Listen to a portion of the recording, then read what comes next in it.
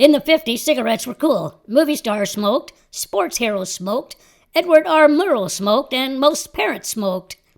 And in those special hideaways, in the secret hideouts, in musty, unused rooms inside of old barns, youngsters learned to smoke. Smoking was glorified then. People did it openly on television and in the movies. Cigarettes were advertised in the newspapers and magazines and in the window of the little grocery store down the street. Most everyone seemed to think it was a good thing. But it wasn't a good thing. We all know that now. And I suspect there were a lot of people back then who knew it too. I remember one of these people very well. It was a rather nice morning in late spring with blue skies and plenty of nice clean air. The grass was green and Mom's iris bed was already glowing with huge yellow and brown flowers. As I walked back to the house after feeding Sniffy, my faithful dog, I smiled contentedly. It was great feeling to be 11 years old on such a fine spring day as this.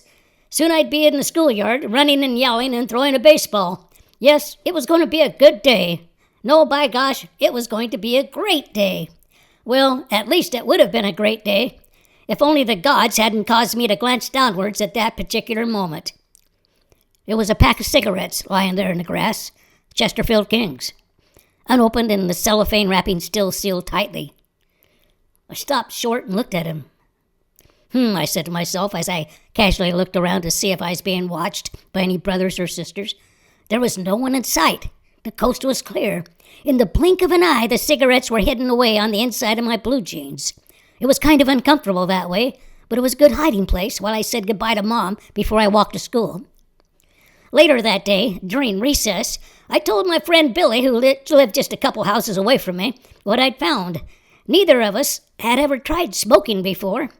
We decided right then that it was something we wanted to do, and we made plans to sneak out behind my dad's barn after school and give it a shot. Grandma Collier was babysitting my younger brothers and sisters when Billy came over that afternoon. We told her we were going outside to play in the backyard. We were happy to see Grandma there, figuring she'd be a lot easier to sneak away from than my parents. Heading out the back door, we nudged each other in the ribs with our elbows and raised our eyebrows in conspiracy. Well, the cigarettes weren't at all what we had expected. The blue smoke burned our mouth and nose and made our eyes run with tears. Neither of us was going to say we'd had enough, though, so we continued to light them up, taking a couple puffs from each before discarding it and reaching for another.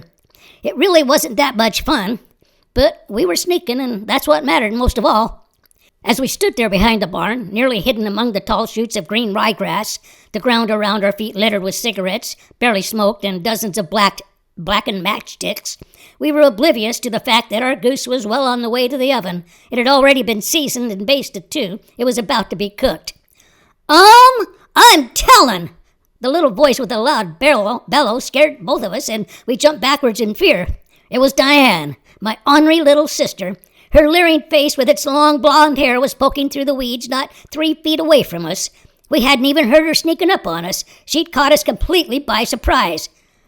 "Where'd you come from?" I said after catching my breath. "Get out of here or I'll beat you up." "I'm tellin'," she said again, this time with a wrinkled-up nose, curled lips, and a sassy little wag to her shoulders. "You better not or we'll get you," I threatened. She made an ugly little face and then turned and ran away. "Do you think she'll tell?" Billy asked. I could see that he was starting to get a little nervous. "Nah," I said. "She knows better than to mess with me. We'll be okay." At that point in my young life, I still didn't know Diane very well.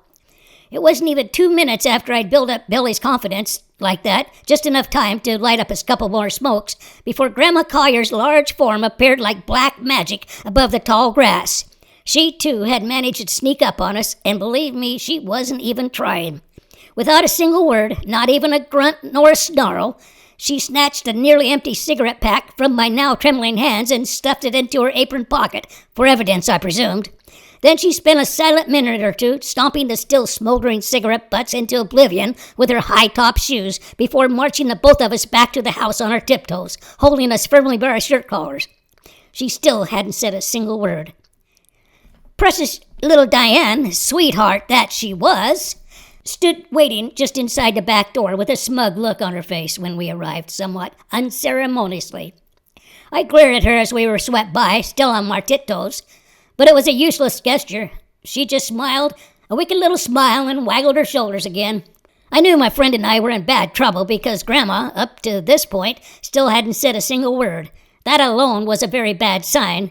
But when I glanced over at Billy and noticed that her knuckles where she had the grip of death on his collar were whiter than snow, when I looked up at her face and saw instead the face of God, I realized I'd never known, up to this point in my young life anyway, what the word trouble really meant. I silently said goodbye to my allowance, to my bike, to my baseball mitt, and to my fishing pole.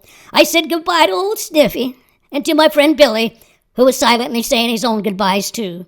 And through all these goodbyes, these desperate last thoughts of two good-as-dead 11-year-old boys, Diane just stood there, arms crossed, shoulders wagging back and forth, her nose wrinkled in a self-satisfied little smirk, and her "I told you so" look on her face. From that day onward, I never again had much control over my little sister. It would be several years, about 20 in fact, before I'd gather up enough courage to try smoking again. And I never, ever tried it in front of Grandma Collier. Thanks for listening.